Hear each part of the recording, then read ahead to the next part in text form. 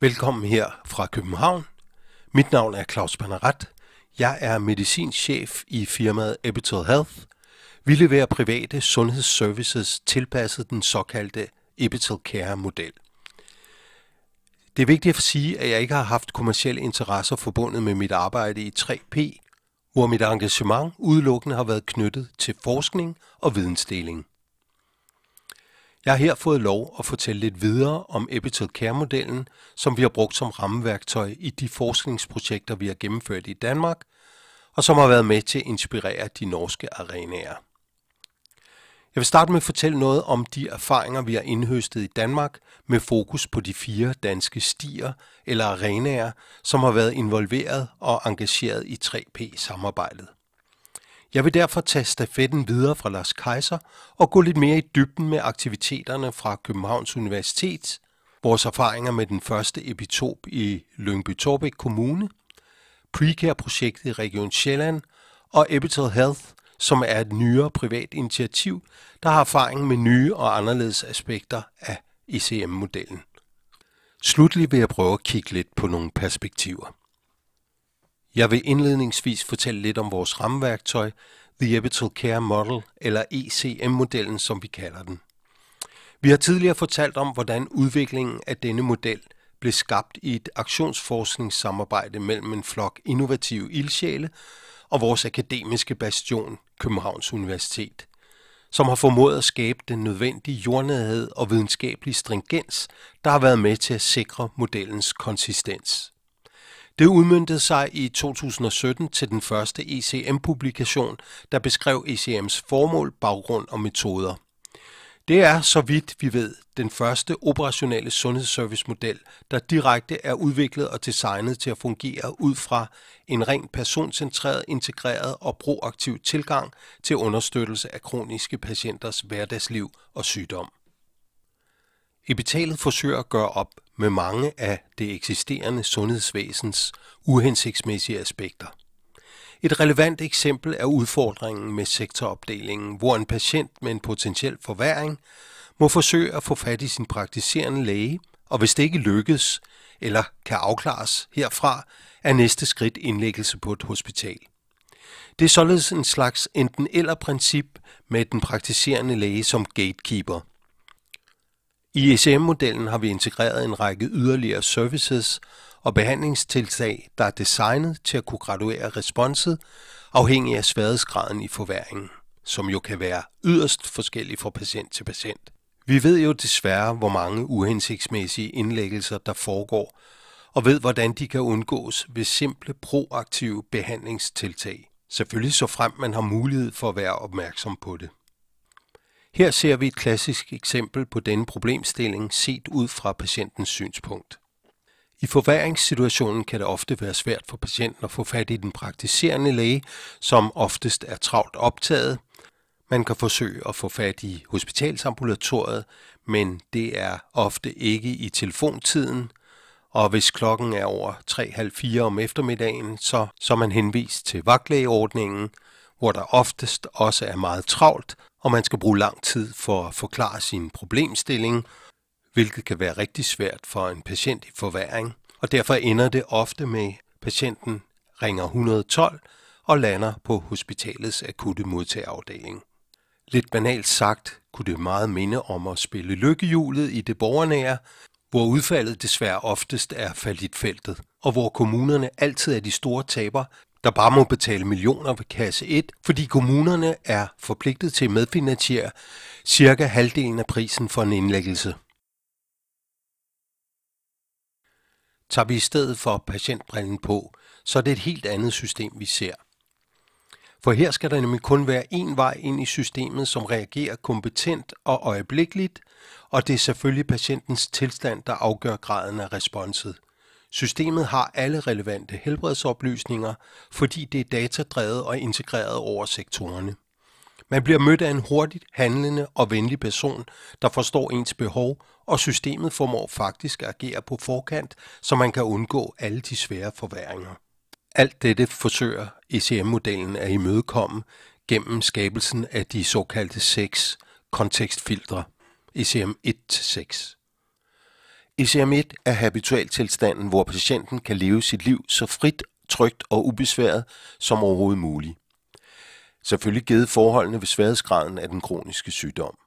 Digital teknologi og telemedicinske værktøjer hjælper patienten til et uafhængigt og frit liv det meste af tiden, og den daglige hjemmonitorering sikrer, at de sundhedsprofessionelle kan være på forkant, hvis der sker ændringer i sundhedstilstanden. Det er de kroniske sygdommes naturhistorie, at sygdomsmanifestationen hele tiden ændrer sig over tid, varierer fra dag til dag og desværre bliver værre med årene. Derfor vil der være tidspunkter, hvor sygdommens tilstand midlertidigt forværres, men det klares for det meste af patienten selv med de redskaber og den viden, som patienten i ECM-netværket har fået tilført. Alligevel vil der være situationer, hvor patienten ikke selv kan klare forværringen, trods digital teknologi og de telemedicinske hjælpeværktøjer. I den situation aktiveres ECM2, hvor patienten får virtuel vejledning og støtte fra en sundhedsprofessionel, som også i samarbejde med patienten kan igangsætte medicinske behandlinger direkte i patientens eget hjem, hvis det er det, der er behov for.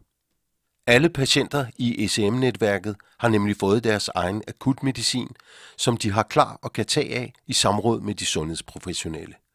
Langt størstedelen af disse forværringer kan bremses i ECM2, men alligevel kan det blive nødvendigt at have en sygeplejerske fysisk til stede i eget hjem til at undersøge og vurdere patienten, og sker det, kalder vi det ECM kontekst 3, og bliver der også her behov for at sætte medicinske behandlinger i gang, så øges ECM-niveauet til ECM4, som er karakteriseret ved decideret behandlingsforløb med daglige virtuelle stuegange og opfølgninger, indtil forløbet er gennemført. Et sådan forløb ligner meget de aktiviteter, der foregår på hospitalet, når man er indlagt, men da det foregår i patientens eget hjem, kalder vi det ikke for indlagt, men for at være udlagt. I sjældne tilfælde kan det faktisk også godt blive nødvendigt med en mere fysisk overvågning af patienten, eksempelvis ved svære exacerbationer med feber, hvor patienten ikke selv kan klare hygiejne, madlavning med mere. Så må man bringe patienten ud af sit hjem og indlægge på en kommunal akutplads, det vi kalder ECM5, eller alternativt indlægge på hospitalet, som vi kalder ECM kontekst 6. Der er en meget vigtig pointe her, nemlig at alle aktiviteter i de forskellige ECM-niveauer tilstræber at bringe patienten så hurtigt som muligt tilbage til ECM1, hvor patienten befinder sig i sin idealtilstand, og hvor ressourcetrækket på systemet er mindst muligt. Det er også vigtigt at forstå, at ECM ikke er en statisk model, hvor patienten over tid rykker længere og længere op i ECM-niveau. ECM-modellen reagerer nemlig dynamisk og adaptivt på de promptdata, der kommer fra patienthjemmene. På figuren har vi drejet ECM-tragten 90 grader for at visualisere modellens dynamik. Den røde kurve viser tilstandsændringerne over tid med det tilsvarende behandlingsrespons, udtrykt ved ECM 2-6. På figuren ses, hvordan ECM-modellen adapterer sig til tilstandsændringerne, som hele tiden afstemmes efter graden af forværringen. Den tidlige opsporing og det hurtige respons muliggøres gennem promptdata og skaber på den måde et ægte, proaktivt og adaptivt system. ECM-modellen fungerer og reagerer således overvejende på promptdata med feedback og behandlingsrespons, der hele tiden bliver afstemt og tilpasset patientens tilstandsændringer. Det udføres af ECM-modellens aktører, som er vist her, og bliver koordineret gennem Respons- og Koordinationscentret, som er systemets kerne. Alle services er standardiseret, og de dokumenteres og logges i en underliggende ECM-platform. Yderligere oplysninger omkring aktører, kompetencer med mere kan læses i detaljer i ECM-publikationer. På denne slide ser vi, hvad man kunne kalde en form for overordnet kravspecifikation for ECM, der fremhæver de elementer, der bør være omfattet i et system, som ønsker at benytte ECM som et rammeværktøj. Grundlæggende skal det være en personcentreret tilgang, der driver systemet. Det skal være proaktivt og kunne reagere prompte på tilstandsændringer. Det skal være drevet og trigget af promptdata, og så selvfølgelig kun én vej ind i systemet for patienten. Og det skal være et system, som svarer venligt og kompetent med det samme. Systemet skal være datadrevet. Det skal skabe ejerskab og empower patienten, og så selvfølgelig være et forskningsdrevet system, der løbende bliver evalueret. I Danmark har vi haft 4 initiativer, eller arena, som man også kalder det, som har haft ECM-modellen som et rammeværktøj for alle de forskningsaktiviteter, der er foregået. Det drejer sig om Københavns Universitet, vores første epitop i Lyngby-Taarbæk Kommune, Precare-projektet i Region Sjælland og Epital Health. Københavns Universitet har været en vigtig part i udviklingen og dokumenteringen af ECM-modellen. Gennem følgeforskning og aktionsforskningsbaserede metoder med både kvalitative og kvantitative undersøgelser har Københavns Universitet været med til at drive og beskrive aktiviteter og udvikling i de forskellige danske arenaer. Københavns Universitet har gennem hele sit arbejde haft et klart fokus på borgeren som bruger og aktør og har herunder gennemført en lang række undersøgelser omkring brugernes e-health literacy. Københavns Universitet har ligeledes spillet en stor rolle i forhold til at connecte til partnere og netværk og har været med til at koordinere indsatser i de forskellige arenaer. Det var Københavns Universitet, der fik initieret samarbejdet med 3P, ligeledes samarbejdet med Precare i Region Sjælland. I øvrigt er Københavns Universitet også deltager i det såkaldte EU-projekt SMILE og har faciliteret både kontakter og samarbejder med Western Health i Australien og etableret forskningssamarbejde med Epital Health og Lyngby-Taarbæk Kommune. Universitetet har sammen med sine 5 partnere været ansvarlig for 5 internationale publikationer, som er udsprunget fra de erfaringer, vi har fået fra danske arenaer. Det var i vores anden arena i Lyngby-Taarbæk Kommune, hvor vi fik etableret vores første epitop. I denne præsentation har jeg opdelt LTK-arenaen i en positiv side og en negativ side, da det ikke skal være en hemmelighed, at der har været mange udfordringer undervejs. Vi lægger ud med plussiden. I 2012 lykkedes det os at få etableret et Living Lab i Lyngby-Taarbæk Kommune, hvor ECM-modellen operationelt blev testet for første gang. Det var her i Lyngby-Taarbæk-arenaen, at Abinux-platformen blev udviklet, hvilket er den underliggende ECM-IT-platform, og det var også her, at ECM 1-5 blev udviklet gennem en 5-årig iterativ, brugerdrevet og borgerstyret innovationsproces. Vi har fået indsamlet erfaringer fra mere end 100 koldborgere, som alle har været en del af systemet over længere tid. Det var blandt disse koldborgere, Epitals brugergruppe blev dannet på borgernes eget initiativ. Og herfra udsprang et meget spændende initiativ, det såkaldte telemedicinske borgermanifest, hvor borgerne gennem deres erfaringer med ECM-modellen fremsiger krav til de kommende telemedicinske systemer og deres organisering. Man kan finde et link til manifestet på YouTube. Under udviklingsarbejdet i arenaen blev også den såkaldte Tracer-model udviklet, som er blevet benyttet til at trace og registrere patienternes exacerbationer og skæbnen af disse for at kunne beskrive systemets kliniske effektivitet. Som et udspring af dette har vi nu introduceret et ECM-mitigationsindeks, som kan benyttes til at vurdere et telemedicinsk setups styrke til at håndtere og behandle medicinske problemstillinger, og dermed være en indikator for systemets evne til at holde patienten hjemme, og dermed være et vigtigt bidrag til patientperspektivet. Nærmere forklaring vil følge. Erfaringerne fra Lyngby-Taarbæk-arenaen har foreløbig dannet baggrund for 4 af de peer-reviewed publikationer, vi har fået lavet.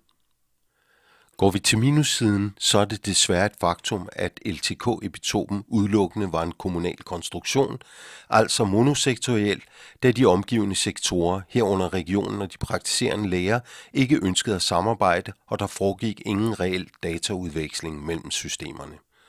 Den initiale store opbakning fra kommunens borgmester og ledere forsvandt desværre midtvejs i perioden, grundet et kommunalvalg, der vendte fuldstændig op og ned på ledelserne og det politiske system.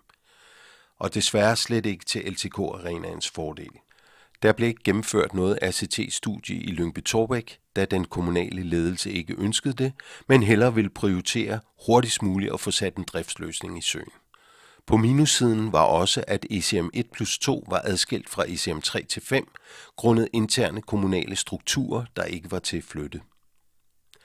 ECM-modellen eksisterer stadig i Lyngby-Taarbæk Kommune, men i neddroslet tilstand og med en kun delvis lægedækning fra praktiserende læger. Jeg vil her kort præsentere nogle af de vigtigste resultater fra ECM-epitopen i Lyngby-Taarbæk Kommune. Vi har fået indsamlet systematiske data fra 87 KOL-patienter, som har deltaget i perioden 2013 til 2015, hvilket cirka drejer sig om 25 måneder. Den gennemsnitlige deltagetid per patient var 341 dage. Der blev i perioden indsamlet mere end 12.400 datasæt fra borgerne, og det svarer til cirka et datasæt hver anden til tredje dag. Gennemsnitsalderen på populationen var ca. 74 år, og der var dobbelt så mange kvinder som mænd. Ved brug af vores tracer-model fik vi sporet 121 svære exacerbationer i observationsperioden, og heraf fandt vi, at 69% af dem kunne bremses i SCM2 uden at foranledige en indlæggelse. Gennem de indhentede data fra LTK-epitopen kunne vi analysere de registrerede exacerbationer, både hvad angår sværhedsgraden af exacerbationen, det kliniske respons, der blev afledt, og resultatet af behandlingen. Det betyder, at vi kunne spore, i hvilket ECM-niveau en forværring er blevet bremset i sin udvikling, og som får patienten bragt tilbage til sin habitualtilstand i ECM1. Det fik os på ideen med at definere det såkaldte ECM-mitigationsindeks. Som det står skrevet i formlen, udtrykker EMI den procentdel af de svære exacerbationer, som bremses på et specifikt ECM-niveau og reverteres tilbage til ECM1. Størstedelen af EMI afhænger af en lang række faktorer, herunder hvilken kvalitet og kompetence servicen udføres under, kompetenceniveauet for både patienterne og de sundhedsprofessionelle, patienternes frekvens af de indrapporterede promptdata, patienternes e-sundhedskompetencer, reaktionstiden fra respons- og koordinationscentret, og så selvfølgelig robustheden af de digitale systemer. Her ser vi resultatet af mitigationsindekset for LTK-epitopen.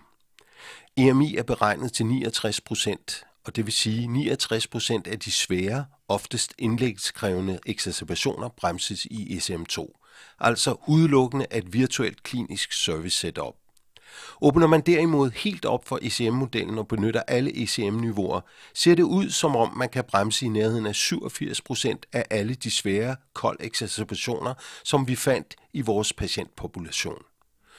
Da de fleste patienter foretrækker at blive behandlet og plejet i deres eget hjem, kunne et sådan indeks for et givet virtuelt telemedicinsk setup muligvis bruges til at måle og sammenligne forskellige systemers evne til at holde patienterne hjemme og på den måde være et vigtigt element i patientperspektivet og muligvis komme til at fungere som en måleindikator i forbindelse med udviklingen af fremtidige personcentrerede sundhedstjenester.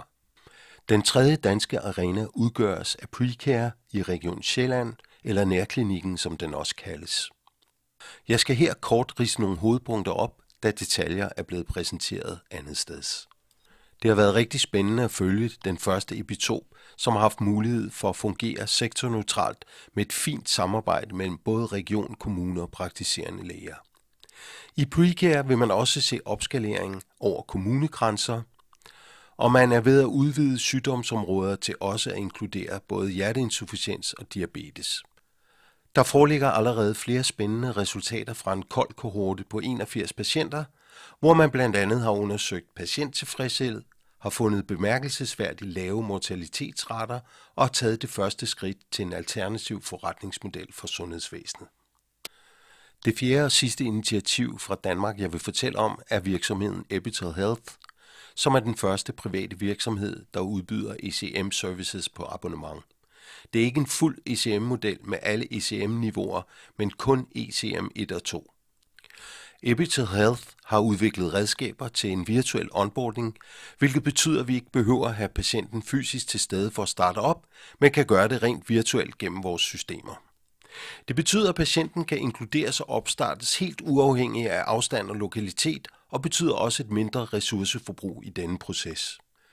Epital Health har en 24/7 døgndækning med specialister, og har også udviklet brugergrænseflader til klinikere med beslutningsværktøjer og udviklet en række nye services med fokus på COVID-19-afskærmning, hvor vi udbringer devices og medicin direkte til patientens hjem.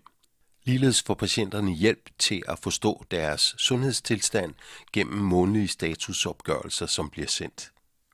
Epital Health introducerer også et helt nyt muligt klinisk element, nemlig en prædiktionsmodel til detektion af exacerbationer. Epital Health bidrager også i forskningsmæssig sammenhæng og har netop opstartet et nyt RCT-studie med 300 patienter med KOL, der skal undersøge effekten af en ECM-model integreret i almen praksis.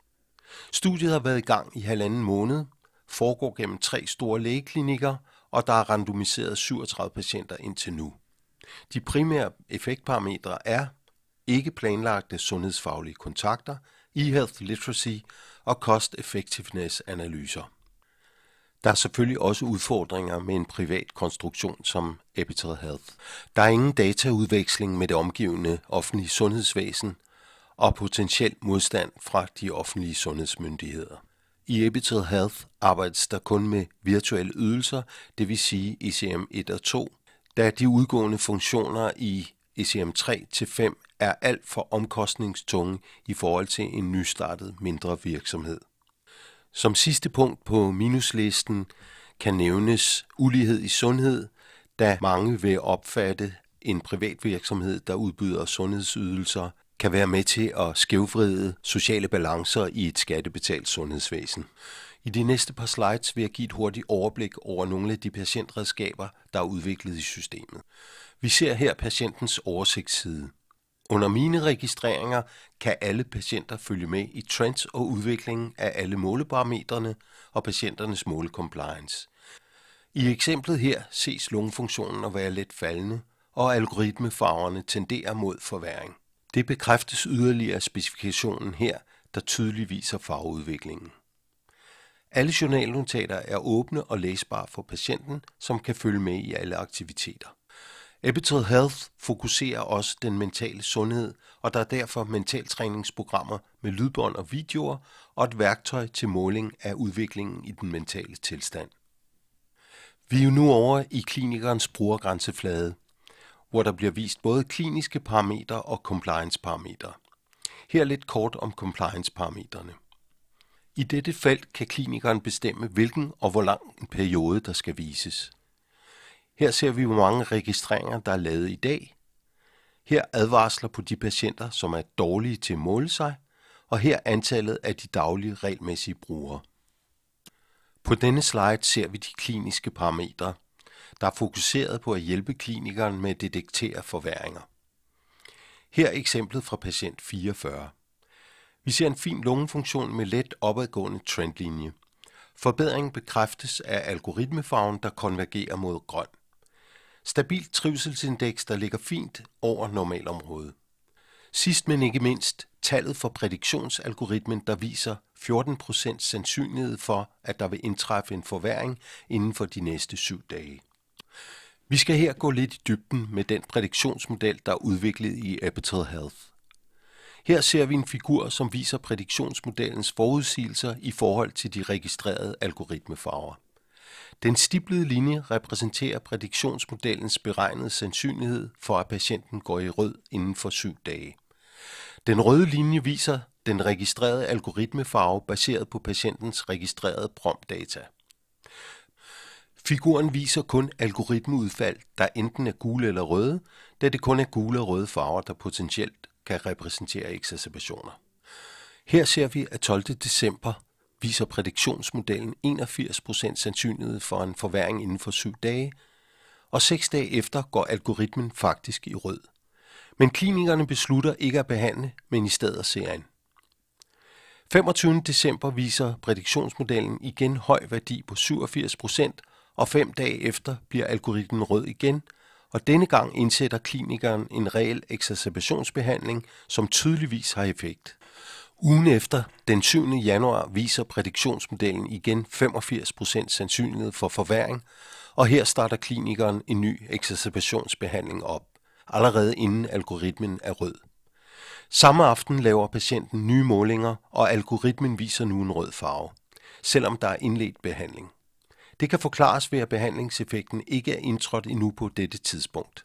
Antagelsen viser sig at være helt rigtig, for allerede dagen efter, så falder prædiktionsmodellen til kun 6%, og den har holdt sig der siden.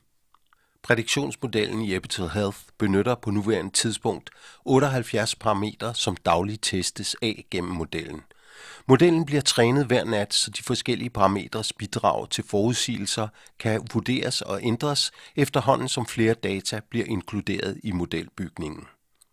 Her ser vi de enkelte parametres bidrag til prædiktionen med den stærkest bidragende øverst, og hvordan disse parametres bidrag kan ændre sig fra dag til dag. På nuværende tidspunkt har vores prædiktionsmodel mere end 20.000 datasæt af høj kvalitet, det vil sige, at alle datasæt har været klinisk vurderet, og der er kun ubetydelig missing data, hvilket gør modellen stærk. Vi kan på nuværende tidspunkt konkludere følgende om prædiktionsmodellen. Den kan forudsige exacerbationer med mere end 87% nøjagtighed, hvilket vil sige, at modellen kan forudsige mere end 87% af alle exacerbationer, der forventes for de kommende 7 dage. Denne performance ser ud til at være højere end de hidtil publicerede resultater fra andre prædiktionsmodeller. Der er i min optik ingen tvivl om, at covid-19, trods alt den skrækkelige ulykke, den har medbragt, samtidig har været en stærk driver i retningen af digitale og virtuelle ydelser. De praktiserende læger er begyndt at tage teknologien til sig, og der er et boom i telemedicinske konsultationer worldwide. Det samme ser vi inden for videokonferencebesøg, både inden for den kommunale hjemmepleje, hjemmesygeplejersken og inden for psykiatrien. Amerikanerne har så også besluttet at lade pengene følge med, og det må så være den ultimative driver. Her ser vi, hvordan de nye Medicare og Medicaid takster, som nu findes i 4 takster med betalingsydelser for telemedicinsk patientmonitorering og samtidig takster for patientuddannelse i udstyret og håndteringen. Lægger man tallene sammen for de 4 takster og regner det ud på årsbasis, ligger beløbet på ca. 5.000 kroner per patient. Det er bestemt begyndelsen til en konsistent forretningsmodel, der kan promovere den digitale sundhed og tage afgørende skridt mod det personcentrerede sundhedsparadigme. Jeg vil gerne have lov at slutte af her med en reference, som jeg har fået anbefalet af en af vores KOLD-patienter. Nemlig et citat af Marshall McLuhan, en canadisk forfatter og filosof, som allerede i 1962 forudså, at digitalisering ville koble verden og mennesker sammen. Og hvis det skal gå rigtigt til, så må budskabet være samarbejde, integration og udveksling af data og erfaringer, og her specielt også over landegrænser. Og det er så her 3P har startet ud, og nu håber vi så, at det nye Smile-projekt yderligere kan bidrage til at få smilet frem på vores læber. Mange tak for jeres opmærksomhed.